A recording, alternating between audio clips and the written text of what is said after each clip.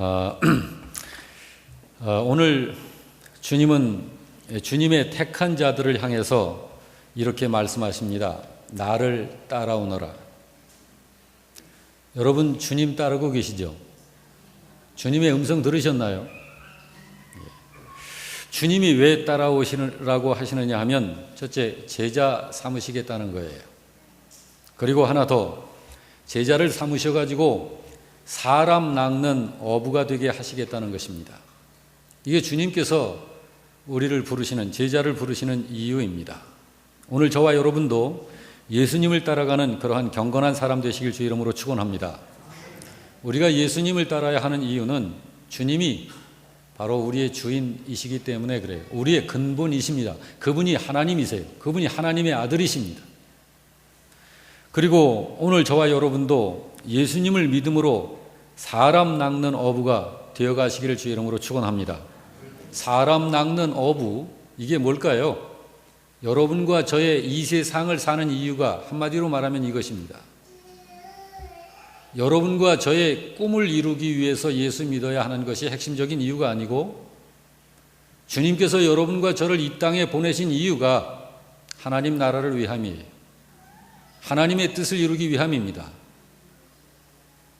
사람 낚는 어부, 이게 뭘까요? 아직 구원받지 못한 영혼들, 예수님 믿고 예수님 주님으로 영접하여 구원받게 하는 이 일이 여러분과 저의 이 세상을 사는 핵심적인 이유입니다. 그것을 위해서 주님께서 우리를 부르셨고, 우리로 하여금 많은 일들을 행할 수 있는 은사 재능을 주셨어요. 그 모든 일들의 방향은 바로 사람 낚는 어부, 이 일을 잘 해내기 위해서 그런 것들은 도구로 사용되어져야 합니다. 성경을 한 구절 소개하겠습니다. 요한일서 2장 15절에서 17절인데요. 이 말씀을 같이 한번 읽겠습니다. 이 세상이나 세상에 있는 것들을 사랑하지 말라. 누구든지 세상을 사랑하면 아버지의 사랑이 그 안에 있지 않다고 그러셔요. 여러분, 주님은 이 세상 사랑하지 말라고 그래요. 뿐만 아니라 이 세상에 있는 것들을 사랑하지 말아라. 인생들을 향해서 이 말씀을 주시는데 특별히 교회에게 이 말씀을 주십니다. 만약에 교회이면서 세상이나 세상에 있는 것들을 사랑하면 그 안에는, 그 사람 안에는 하나님 사랑이 없다. 심각한 것입니다. 여러분, 하나님 사랑, 하나님께 사랑받지 못하는 영혼은 구원받지 못한 사람이에요. 그 사람은 새 사람 아닙니다. 그 사람은 그냥 세상 사람이에요. 자, 계속해서 읽습니다. 이는 시작.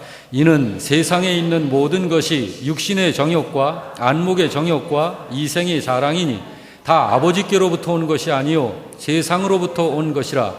이 세상도 그 정욕도 지나가되 오직 하나님의 뜻을 행하는 자는 영원히 거하느니라.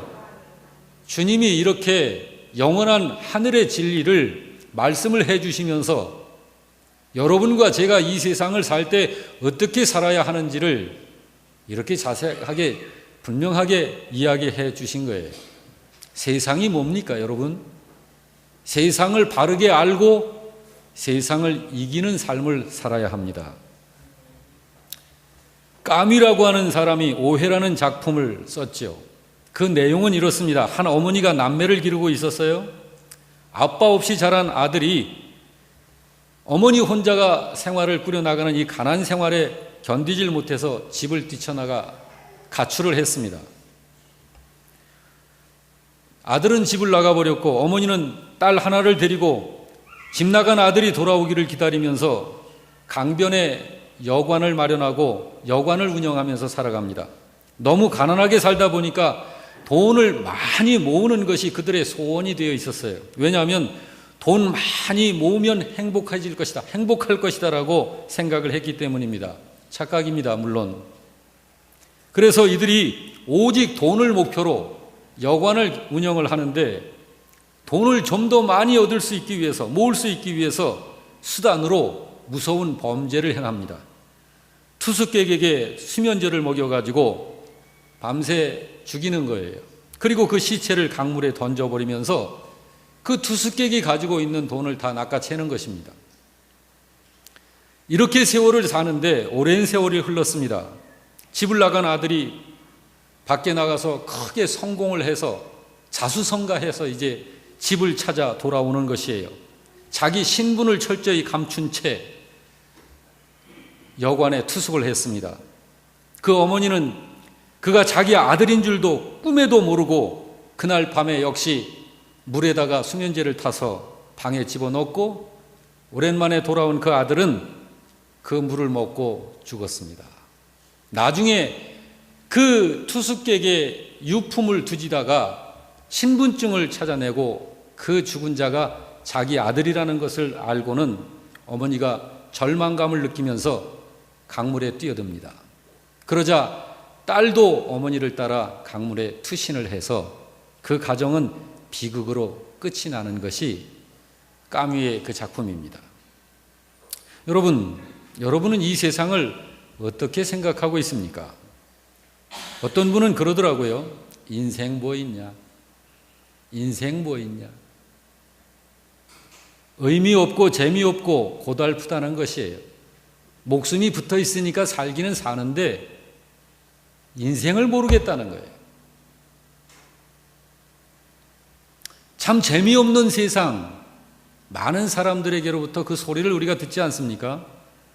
그런데 여러분, 사람이 굉장히 존귀한 자인데 왜 세상이 이런 세상이 된 걸까요?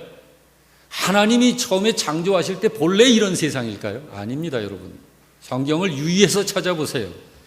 세상이 이렇게 된 것은 마귀와 관련이 있습니다. 마귀는 세상을 이렇게 만들어 놓고 쉬지 않고 수많은 사람들을 고통스럽게 하면서 마귀는 사람의 생명을 사냥하는 일을 계속합니다. 마귀가 하는 거예요. 여러분, 마귀가 어떤 일을 할까요? 지금 마귀는 무슨 일을 할까요? 성경을 보면 마귀가 무슨 일을 하는지를 하나님께서 자세하게 알려주십니다. 창세기 3장 1절에서 6절을 보겠습니다. 창세기 3장 시작. 뱀이 여자에게 누가 그런다고요? 이 마귀를 상징하는 뱀이, 자, 계속 읽습니다. 하나님이 참으로 너희에게 동산 모든 나무의 열매를 먹지 말라 하시더냐? 여자가 뱀에게 말하되 동산 나무의 열매를 우리가 먹을 수 있으나 동산 중앙에 있는 나무의 열매는 하나님의 말씀에 너희는 먹지도 말고 만지지도 말라 너희가 죽을까 하노라 하셨느니라. 뱀이 여자에게 이르되 너희가 결코 죽지 아니하리라. 너희가 그것을 먹는 날에는 너희 눈이 밝아져 하나님과 같이 되고 선악을 알 줄 하나님이 아신다라고 말합니다. 여러분, 마귀가 지금 하와한테 무슨 짓을 하고 있는 거죠? 무슨 일을 하고 있는 건가요? 하나님을 오해시키는 일을 하는 거예요. 선악과를 가지고 하나님을 오해하게 만들고 지금 있는 거예요. 이 일을 마귀가 하는 거예요. 신자로 하여금 하나님을 어떻게 하든지 오해하여 하나님을 착각하도록, 믿는 자에게는 하나님을 오해하게 하고 지금 하나님을 알지 못하고 있는 불신자들에게는 그들의 마음을 혼미하게 해가지고 복음을 듣지 못하도록 하는 일을 마귀가 하는 거예요. 고린도후서 4장 4절은 이렇게 말씀합니다. 그 중에 이 세상 신이, 마귀와 귀신들을 말하는 거예요. 믿지 아니하는 자들의 마음을 혼미하게 하여 그리스도의 영광의 복음의 광채가 비치지 못하게 하는 일을 한다. 이게 사탄이 하는 거예요. 예수님을 믿고 있습니까? 신자입니까? 그래서 신자가 하나님을 오해하게 되면 즉각 하나님 말씀을 거역합니다. 그리고 하나님의 말씀을 거역하고 하나님을 오해하고 있으면서도 하나님을 자기는 제대로 알고 있는 것으로 착각하고 그 고집을 계속 펴나갑니다. 이게 신자에게 하는 마귀의 일이에요. 여러분, 오늘 우리는 어떤가요? 하나님을 제대로 알고 있습니까? 혹시 하나님 오해하고 있지는 않나요? 하나님을 부인해서가 아니에요. 하나님을 인정합니다. 예수님 인정합니다. 그런데 오해를 하는 거예요. 하나님은 여러분과 저를, 하나님이 당신을 사랑하시는 것보다 여러분과 저를 더 사랑하십니다. 그게 하나님이세요. 그런데 하나님을 오해하고 계시지 않으세요? 하나님은 나를 자꾸 이용하셔. 하나님은 내게 있는 것을 자꾸 가져가시기만 해. 내가 달라고 하는 것은 잘 들어주시지도 않고 하나님은 인색하신 분이야. 혹시 이렇게 오해하고 있진 않아요? 과연 하나님을 나는 제대로 알고 있는 걸까요? 여러분과 저는 지금 예수님을 믿고 사는 사람들입니다. 그래서 우리를 그리스도인이라고 그러죠. 예수님을 믿고 산다는 것은 예수님의 말씀을 나의 삶으로 만들고 산다라는 거예요. 그 말씀을 지켜 사는 사람이라는 거예요. 예수님께 나 전체의 소유권을 이양한 사람이다. 나의 주인은 내가 아니다. 주님이 나의 주인이시다라고 하는 거예요. 이 사람이 그리스도인이에요. 그래서 그런 신자는, 우리 그리스도인은 내 뜻을 위해서 사는 게 아니고 주님 뜻을 위해서 사는 것입니다. 그것이 그리스도인이에요. 혹시 이런 신자는 아닙니까? 내 뜻을 위해서 이걸 이루어줄 수 있는 힘을 가진 분이 주님이시다. 주님, 내 뜻 이루어주세요. 그래서 예수님과 하나님을 부르면서 어찌하든지 예수님과 하나님으로부터 나의 목적한 바를 이루어내서 살려는 이런 신자는 아닙니까? 그런 신자는 오해하고 있는 거예요. 나의 주인은 내가 아니고 여러분과 나의 주인은 주님이심을 믿으시면 아멘 하시기 바랍니다. 우리의 모든 뜻은 주님의 뜻에 굴복시켜야 하는 거예요. 그래서 이 세상을 사는 우리 신자들이 반드시 넘어가야 할 고개가 있습니다. 그것이 오늘 본문에 나타나는 거예요. 오늘 본문 16절에서 18절 정도 말씀만 한 번 좀 더 보십시다. 갈릴리 해변으로, 시작. 갈릴리 해변으로 지나가시다가 시몬과 그 형제 안드레가 바다에 금을 던지는 것을 보시니 그들은 어부라. 예수께서 이르시되 나를 따라오라. 내가 너희로 사람을 낚는 어부가 되게 하리라 하시니 곧 그물을 버려두고 따르더라. 여러분, 여길 보니까 주님이 부르셔요. 그러니까 그 자리에서 전부 포기하고 주님을 따라가는 거예요, 사람들이. 여러분, 이거 이해가 됩니까? 이거 미친 사람 아니에요? 이거 좀 모자라는 사람 아니에요? 이거 팔푼이 아니에요, 이거? 예수님이 부르셨을 적에 너무 쉽게 포기를 해요. 이 사람들이 뭘 포기했냐면 자기들의 생계의 수단인 배와 그물을 버려요. 배와 그물뿐이 아니라 아버지도 포기해요. 혈육도 포기했다는 거예요. 이게 이해가 되냐는 거예요. 지금 이 사람들이 예수님을 처음 만난 거예요. 예수님을 지금 처음 만났는데 그 예수님이 나를 따르라라고 말 한마디 했다고 자기의 생계, 자기의 직업을 버리고 혈육도 버리고 아버지와 품꾼도 버리고 따라간단 말이에요. 이게 이해가 되냔 말이에요. 여기 18절 말씀에 보니까 곧 그물을 버려두고 따르니라. 20절에도 곧이라는 단어가 있는 것으로 보니까 이 사람들이 아무 고민을 안 하고 그냥 따라간 거예요.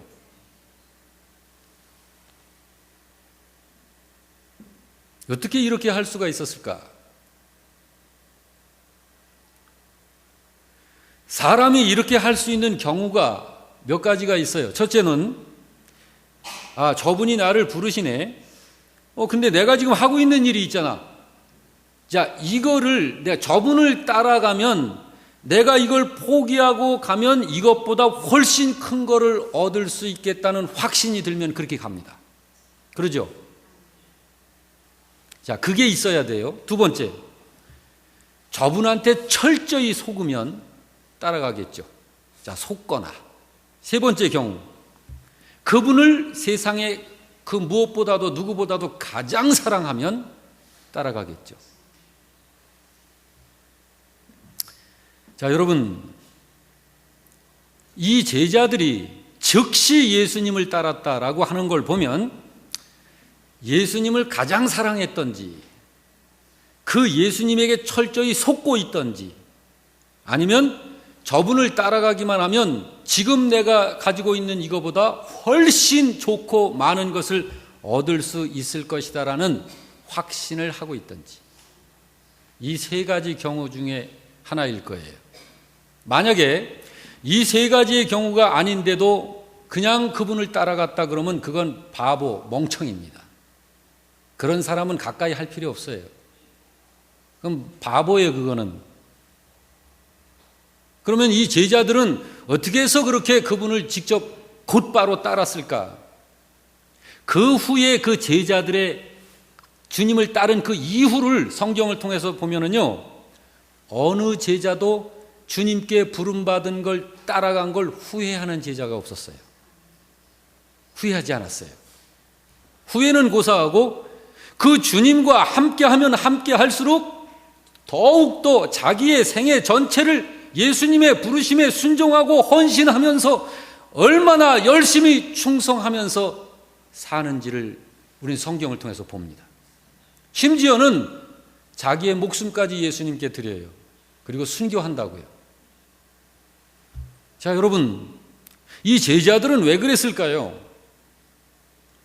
제자들은 자기를 부르시는 그 주님이 어떤 분이시며 누구신지를 알기 때문에 아는 거예요. 그리고 그 주님, 그분을 알기 때문에 그분을 가장 사랑했던 거예요. 근데 오늘 이분들은 처음 만나는 거예요, 예수님을. 근데 처음 만나는 예수님이 부르시니까 그렇게 따라간 거예요. 그러면 이분들은 어떻게 해서 예수님을 누군지를 알았을까요? 여러분, 히브리 백성들은 하나님의 계시의 백성이라는 거 아시죠? 그러니까 이 사람들은 메시아를 대망하면서 사는 민족이에요. 하나님께서 구약시대에서부터 하나님이 세우신 선지자들을 통해서 너희들을 구원해내고 인류를 구원해낼 하나님께서 구세주로 보내주실 분을, 그 약속받은 그분이 오실 것을 대망하면서 사는 사람들이에요. 그리고 하나님께서 약 30여 년 전에 예수님을 이 땅에 태어나게 하실 적에 동방으로부터 그 별이 인도해 왔던 이 희한한 사건이 있었다는 것을 기억하고 있는 사람들이에요. 그리고 그분이 공생애를 시작을 할 때 나라 이곳저곳에서 많은 사람들을 치유하고 회복하며 죽은 자를 살려내고 하나님의 복음을 전파해 오고 있다는 것을 소문의 소문을 통해서 알고 있는 사람들이에요.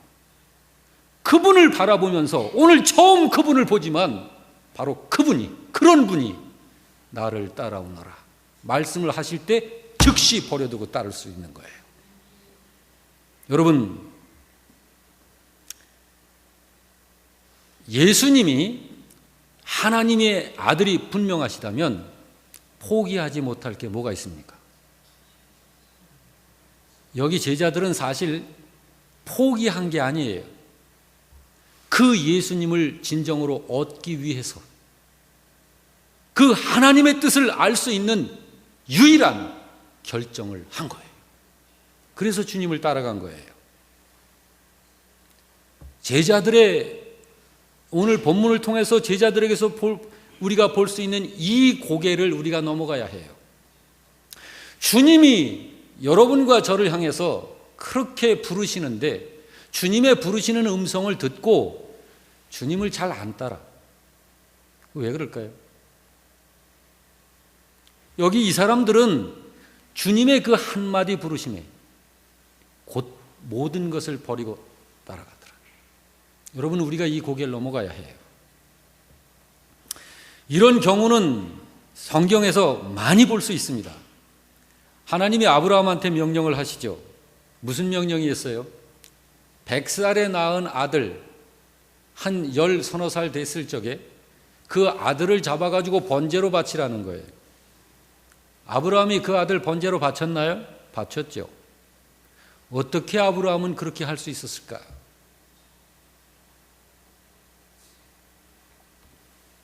아버지가 좀 지능이 떨어져서 그렇게 바쳤을까요? 아니면 인정머리도 없고 사랑도 없고 냉혈적 존재라서 아들을 잡아서 바쳤을까요? 자기 하나 살려고 이기적인 존재라서 그렇게 했을까요? 아니에요. 여러분 성경을 유의해서 보세요. 그건 아브라함의 믿음이었습니다. 아브라함은 하나님을 알고 그렇게 한 거예요. 하나님께서 아브라함이 그 아들을 잡아서 하나님 앞에 번제를 진행하고 있었잖아요. 이제는 칼을 들어서 아들 목을 끊고 사지를 끊고 배를 갈라서 이제 잡아야 되는 그 순간에, 칼을 치켜둔 순간에 하나님께서 막으신 거예요. 그러면서 뭐라고 그러셨죠? 내가 이제야 네가 나를 경외하는 줄 알았노라. 할렐루야. 여러분도 하나님으로부터 이런 인정과 이런 신뢰를 받는 그런 믿음의 신자가 되시기를 주의 이름으로 축원합니다. 이런 믿음이 하나님을 신뢰하는 믿음이에요. 이런 믿음이 성경에서 말하는 믿음이죠. 이 믿음이 구원받는 믿음이고 이런 믿음에 하나님의 역사가 일어나는 거예요. 이렇게 한번 생각을 해보죠. 어떻게 아브라함은 그렇게 자기 아들을 하나밖에 없는 아들을 잡아서 번제로 제사할 수 있었을까? 아무리 하나님의 명령이 있었다고 해도 그렇지. 아니 아들을 잡아가지고 번제 제물로 바치려는데 어찌 아버지 입장에서 아들을 잡을 수가 있어? 이거 너무 끔찍한 아버지 아니야? 자, 이런 생각할 수 있죠. 아니 부모라고 하면 자기 목숨보다도 자식 목숨이 더 소중한 거 아니에요? 그럼 하나님이 그걸 명령했다고 하면 하나님 나 그건 못해요. 차라리 날 데려가셔. 차라리 날 잡으시라고. 이렇게 해야 부모잖아요. 그런데 아들을 잡으라니까. 자, 이게 무엇 때문이냐 이 말이에요. 여러분 베드로에게 있어서도 그게 있었잖아요. 니들 내가 누구로 너희들은 아느냐? 베드로가 주님은 그리스도시요 하나님의 아들이십니다. 맞다. 그때 비로소 예수님이 제자들에게 뭘 가르치시잖아요.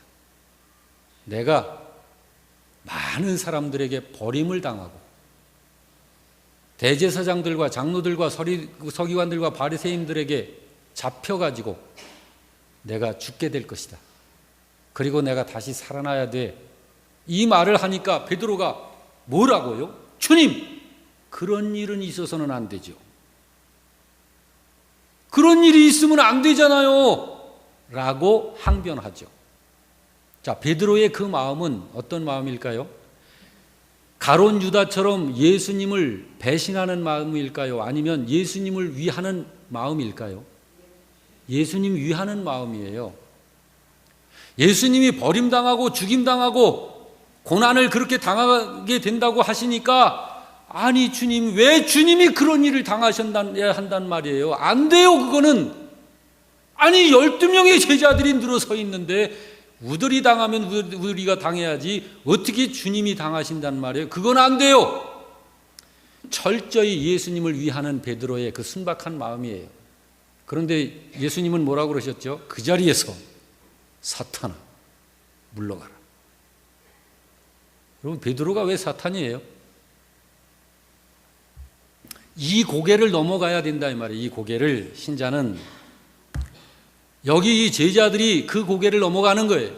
아브라함이 그 고개를 넘은 거예요. 여러분 아브라함이 아들을 잡아서 번제로 제사할 수 있었던 유일한 이유는 이걸 명령하신 분이 누구인지를 알기 때문입니다. 그걸 말씀하신 분이 하나님이시기 때문에 그래서 순종을 한 것이지, 아들을 바치라고 하는데 그걸 가만히 그 명령을 생각해 보니까 과연 합당하구나 이런 판단이 들었기 때문이 아니에요. 다른 모든 것은 합리적으로 생각할 수 있고 또 그렇게 해도 괜찮은 거예요. 그렇지만 하나님의 말씀은 인간의 머리로 생각해서 옳고 그름을 판단해서는 안 됩니다. 하나님의 말씀은 내가 이것을 읽고 알기 전에 하나님의 말씀은 진리예요. 믿으시면 아멘 하세요. 하나님의 말씀은 인간의 작은 두뇌로 판단해야 할 판단 대상이 아닙니다. 이 말씀은 이 말씀 자체가 하나님의 말씀이에요. 하나님의 말씀에 권위가 있는 거예요. 우리의 두뇌를 이 속에 가지고 들어가서 여기다 굴복시켜야지 그게 맞는 거예요. 만일 여러분 하나님의 말씀이 분명한데도 그것을 사람의 생각으로 합당성 여부를 가려낸다면 그건 믿음 아니에요. 그건 믿음 아닙니다. 하나님의 말씀을 인간 중심적으로 생각하는 모든 것은 하나님께로부터 오는 것이 아닙니다. 그것은. 여기 아브라함이 하나님의 말씀대로 아들을 잡아 번제로 드린 것은 하나님께서 명하신 그 믿음 앞에 깨끗하게 순종한 거예요. 할렐루야. 그게 믿음입니다. 그게 믿음이에요. 그 사실을 성경은 이렇게 기록하고 있습니다. 히브리서 11장 7절 말씀에 뭐라고 기록하고 있습니까? 다 같이 아브라함은 시험을 받을 때 믿음으로 이삭을 드렸다. 믿음으로 한 거예요. 믿음으로. 그렇습니다. 성경을 통하여 하나님이 어떤 분이신지를 알고 믿는 믿음, 그 믿음이 성경에서 말하는 믿음이에요. 그러므로 그는 하나님의 명령에 계산하지 않았어요. 고민하지 않았어요. 복종했습니다. 하나님이 뭐라고 명령하셨죠? 하나밖에 없는 아들 네 독자 이삭을 나한테 바쳐. 번제로 바쳐. 오늘 본문에 나오는 예수님의 제자들이 부름을 받았을 때도 그랬었던 거예요. 이들이 배와 그물을 포기하고 심지어 부모와 형제도 포기하고 곧바로 예수님을 따른 것은 나를 부르시는 저분이 누구신지를 알기 때문에 그렇게 할 수 있었던 거예요. 오늘 우리들에게서도 마찬가지입니다. 여러분과 저 중에서 그저 그렇고 그런 믿음 갖고 싶은 신자가 어디 있어요?